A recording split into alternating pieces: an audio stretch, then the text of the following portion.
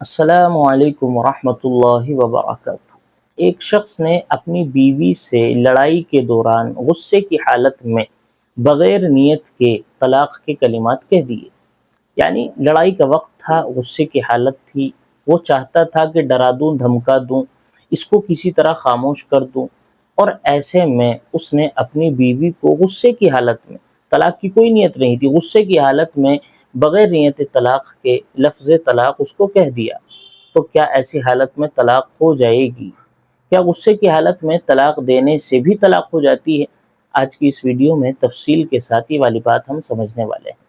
دیکھیے، عام طور سے گھروں میں میاں بیوی کے جھگڑے بہت زیادہ عام ہیں، چھوٹی چھوٹی باتوں پر ناراضگیاں، اختلافات ہوتے رہتے ہیں، لیکن کبھی کبھار یہ حالات ایسی نوبت تک پہنچ جاتے ہیں کہ جس میں لڑائیاں ہوتی ہیں، مار پٹائیاں ہوتی ہیں، ایک دوسرے کے حمایتی آ جاتے ہیں، اور کبھی کبھار شوہر اپنی زبان سے اپنی بیوی کے لیے لفظ طلاق بول دیتا ہے، اور یہ حالت غصے کی ہوتی ہے، دل میں طلاق دینے کی کوئی نیت نہیں ہوتی۔ تو کیا ایسی حالت میں بھی طلاق ہو جائے گی؟ کیا طلاق ہونے کے لیے دل سے نیت کرنا ضروری ہے جبھی طلاق ہوگی، یا بغیر نیت کے بھی طلاق ہو جائے گی؟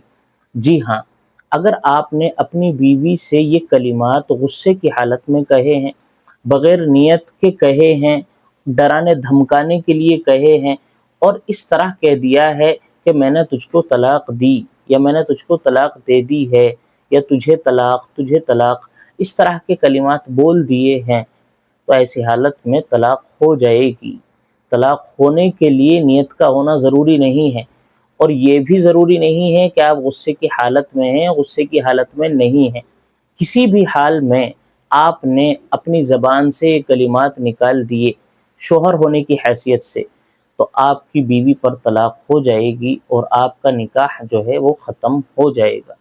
غصے کی حالت میں طلاق دینے سے بھی طلاق ہو جاتی ہے۔ غصے کی حالت تو چھوڑیے، آپ علیہ الصلوۃ والسلام کی مبارک حدیث ہے، ثلاث جدہن جد وہزلہن جد، او کما قال النبی صلی اللہ علیہ وسلم، کہ تین چیزیں ایسی ہیں کہ ان کی حقیقت تو حقیقت ہے ہی، ان کی مذاق بھی حقیقت ہے۔ انہی تین چیزوں میں سے ایک چیز طلاق بھی ہے۔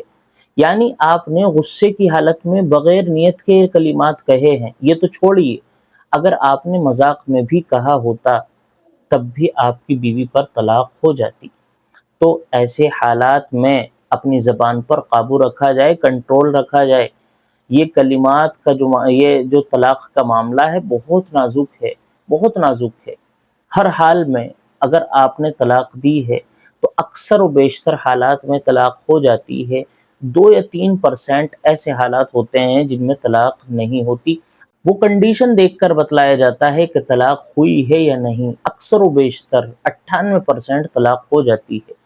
تو اپنی زبان پر کنٹرول رکھیں، یہ کلمات اپنی بیوی کے لیے ادا نہ کریں، کیونکہ ہوتا یہ ہے کہ آپ غصے کی حالت میں بغیر سوچے سمجھے کلمات بول دیتے ہیں، نیت بھی نہیں ہوتی آپ کی، لیکن جب غصہ خاموش ہوتا ہے، آپ کو ہوش آتا ہے، تو دنیا لٹ چکی ہوتی ہے، بہت جو ہے مشکل کھڑی ہو چکی ہوتی ہے، اور اب ساتھ میں رہنے کا کوئی راستہ بچا نہیں ہوتا ہے۔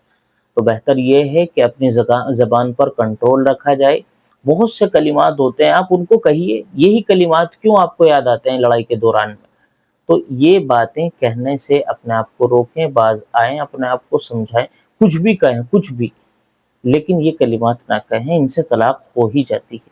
اس لیے سمجھیں اور ان کلمات سے بچیں۔ السلام علیکم ورحمۃ اللہ وبرکاتہ۔